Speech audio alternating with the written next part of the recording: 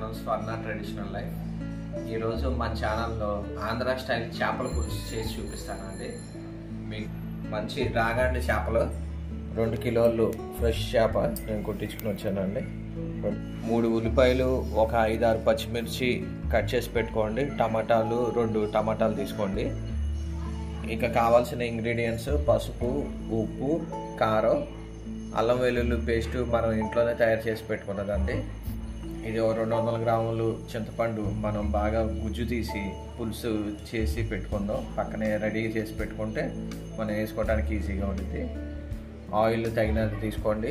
జీలకర్ర, మెంతులు, ఆవాలు, ధనియాలు, కొద్దిగా కరివేపాకు తీసుకోండి. ముందుగా నేను రాగండి చేప తీసుకున్నాను కదండి. ఈ రాగండి చేప ఈ సైజులో కొట్టించుకోండి. ముక్కలు కొద్దిగా మనకి తినడానికి కూడా బాగుంటుంది. ఇప్పుడు ఈ 2 కేజీలకి 2 టేబుల్ స్పూన్లు కారం వేసుకుంటున్నానండి. ఇది బాగా పట్టుకుని దీనికి మనం కలిపి పెట్టేసేసుకొని పక్కన పెట్టుకుందాం. మిగతా ప్రాసెస్ చూద్దాం.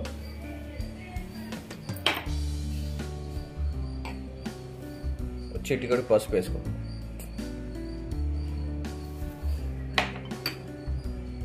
దీనంతా బాగా కలుపుకోండి.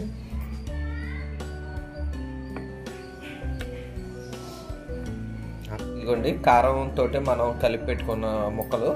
దీన్ని ఇప్పుడు మనం ఒక 10 నిమిషాల సేపు పక్కన పెట్టుకుందాం. అంతలోకి మనం దీంట్లో కావాల్సిన పేస్ట్ తయారు చేసుకుందాం. ఉల్లిపాయ పేస్ట్ తయారు చేసి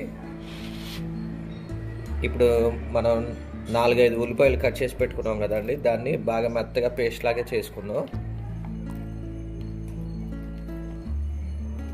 ఒక మిక్సీ జార్లోకి తీసుకొని మెత్తటి పేస్ట్ చేసుకుని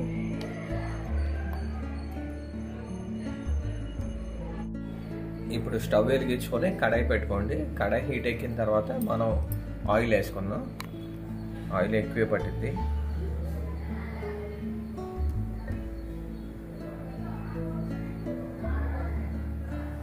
ఒక కప్పు ఆయిల్ పోసుకున్నాను. ఆయిల్ కొద్దిగా హీట్ ఎక్కనివ్వండి. నూనె మనకి హీట్ ఎక్కిందండి. ఇప్పుడు మనం జీలకర్ర వేసుకుందాం.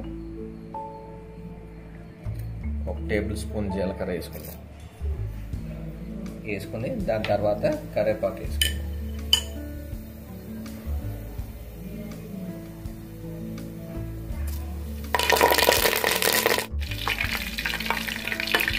బాగా ఫైన్గా పేస్ట్ చేసుకున్నాం. ఉల్లిపాయ పేస్ట్ వేసుకునేటప్పుడు కొద్దిగా నెమ్మదిగా వేసుకోండి.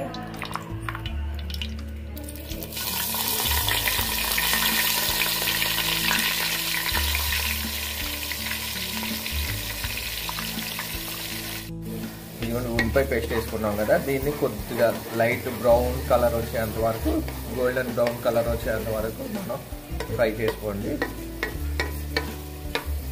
మరి ఎక్కువ అక్కర్లేదంటే గోల్డెన్ బ్రౌన్ కలర్ వస్తే చాలు.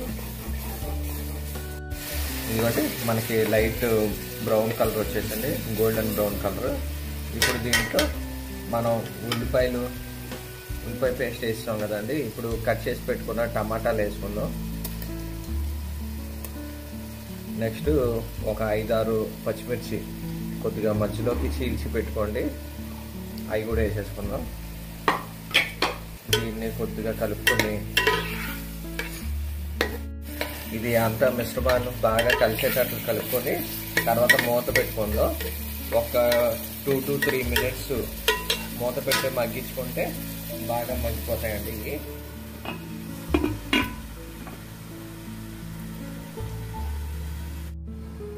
ఇదిగోండి 2 మినిట్స్ తర్వాత బాగా మగ్గినాయి.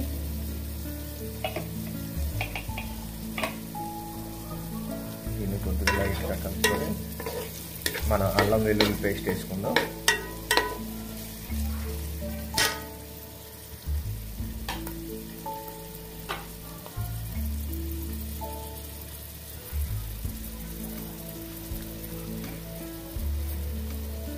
ఒక 2 టేబుల్ స్పూన్లు అల్లం వెల్లుల్లి పేస్ట్ వేసుకుందాం.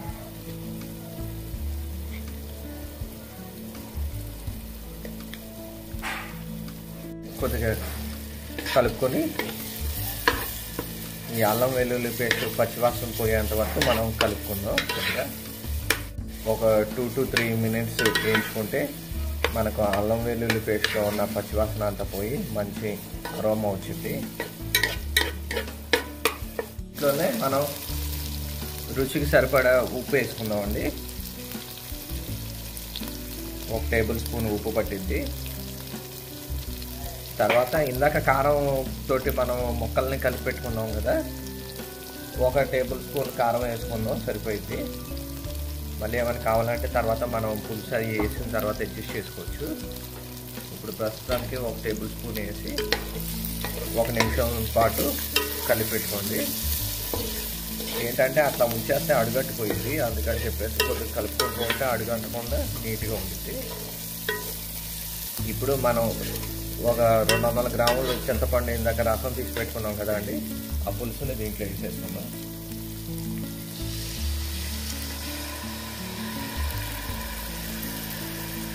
పులుసు కొద్దిగా బాగా చిక్కగా ఉండేది కదా అండి, దానికి కొద్దిగా లైట్గా 1 గ్లాసు వాటర్ నేను పోసుకుంటున్నాను. దీంట్లో వేసుకొని కొద్దిగా కలుపుకోండి. ఇప్పుడు ఈ వాటర్ను చింతపండు పులుసు ఉంది కదండి, ఇది మనకి ఒక 5 నిమిషాలు మరగనిస్తే మనకి మొక్కకి బాగా పట్టిద్ది. 5 నిమిషాల తర్వాత మనం ఇందాక కలిపి పెట్టుకున్న ముక్కల్ని దీంట్లో వేసేసుకుందాం.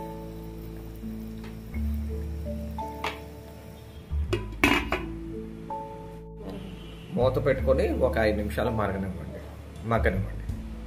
ఈ చేపల పులుసు అది కొద్దిగా ఎగిరే లోపల మనకి మసాలాకి కావాల్సిన ఐటమ్స్ మనం వేయించి పెట్టుకుందామండి, పొడి చేసి పెట్టుకుందాం. దానికి కొద్దిగా గ్యాస్ పొయ్యి వెలిగించుకొని ఒక కడాయి పెట్టుకోండి. దాన్ని కొద్దిగా హీట్ అయిన తర్వాత ధనియాలు వేసుకుందాం.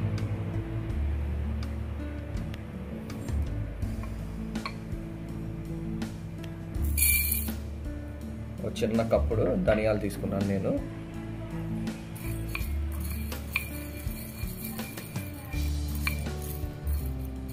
ధనియాలు 2 స్పూన్లు ధనియాలు మంచి హీట్ అయిపోయిందండి. ఇప్పుడు జీలకర్ర 1 స్పూన్ వేసుకోండి. ఒక టేబుల్ స్పూన్ ఆవాలు, తర్వాత 1/2 టేబుల్ స్పూన్ మెంతులు వేసుకుని ఇవన్నీ వేసుకుని మనం మీడియం ఫ్లేమ్లో కొద్దిగా హీట్ చేసుకుందాం. మనకి మంచి అరోమా వచ్చింది కదండి. వేడి ఎక్కిన తర్వాత మనం ఎక్కువ మాడిపోకుండా గోల్డెన్ బ్రౌన్ కలర్ వచ్చేంత వరకు హీట్ చేసుకుని చల్లారిన తర్వాత మనం మిక్సీ పట్టుకుందాం. ఇదిగోండి మనం 5 మినిట్స్ బాగా మరిగిందండి. ఇప్పుడు దీంట్లోనే మనం ఇందాక మ్యాగ్నేట్ చేసి పెట్టుకున్నాం కదండి చేప ముక్కలు, అవి వేసేసుకుందాం. కొద్దిగా మీడియం ఫ్లేమ్లో పెట్టుకుని ఒక్కొక్క ముక్క జాగ్రత్తగా వేసేసుకోండి.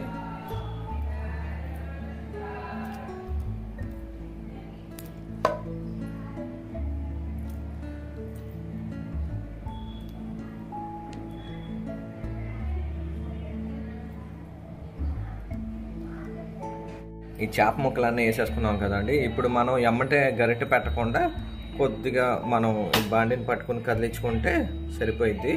ఓ 2-3 నిమిషాలు ఇది మనకి బాగా పట్టిన తర్వాత పులుసు 2 నిమిషాలు మూత పెట్టేసుకొని పెట్టుకోండి. ఒక 2 మినిట్స్ మూత పెట్టేసుకొని ఉంచుదాం, తర్వాత తింటాము. మనకి బాగా ఉడికింది, ముక్క కూడా బాగా మగ్గింది. మనం ఈ టైంలో ఇందాక మనం వేసి పెట్టుకున్నాం కదండి మసాలా పౌడరు, ఇవ్వండి, ఆ పౌడర్ని దీంట్లో వేసేసుకుందాం.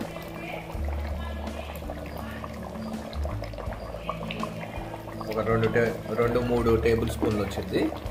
ఆ మసాలాని వేసుకొని మనం గంటి పెట్టకుండా కొద్దిగా ఇట్లాగా తిప్పుకోండి, స్లోగా తిప్పుకుంటే. మనం మసాలా వేసేసుకున్నాం కదా, మసాలా వేసిన తర్వాత 1-2 నిమిషాలు బాగా కాగిన తర్వాత మనకి ఆయిల్ అంతా బాగా పైకి తేలుతుంది. చూడండి, ఇది ఇప్పుడు రెడీ అయిపోయినట్లే. ఈ టైంలో మనం కొత్తిమీర వేసుకుందాం. పైన కొత్తిమీర తోటి మనం గార్నిష్ చేసేసుకుంటే మనకి ఎంతో రుచికరమైన ఆంధ్ర చేపల పులుసు రెడీ అయిపోయినట్లే.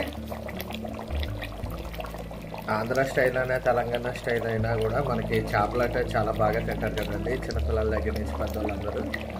ఈసారి ఈ స్టైల్లో మీరు తయారు చేసుకొని ఎట్లా వచ్చిందో మాకు కామెంట్ సెక్షన్లో చెప్పండి. అట్లాగే మన ఛానల్లో వీడియోలన్నీ చూసి లైక్ చేయండి, షేర్ చేయండి, సబ్స్క్రైబ్ చేసుకోండి. మీ ఫ్యామిలీ ఫ్రెండ్స్ అందరికీ చెప్తూ ఉండండి స్వర్ణ ట్రెడిషనల్ లైఫ్ని సబ్స్క్రైబ్ చేసుకోమని చెప్పేసి. ఇదిగోండి ఇప్పుడు మన చేపల పులుసు, ఆంధ్ర స్టైల్ చేపల పులుసు రెడీ అయిపోయింది.